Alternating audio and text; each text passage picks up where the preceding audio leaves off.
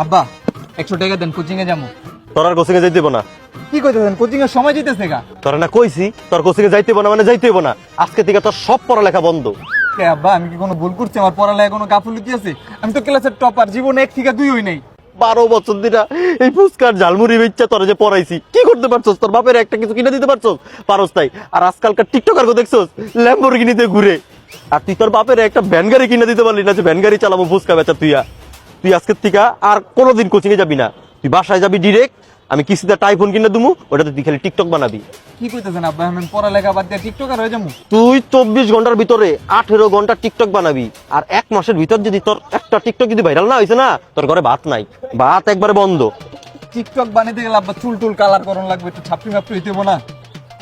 এনে 500 টাকা নিয়া এই সাইড পুরাডারে পিঙ্ক কালার করবি, বুঝছস?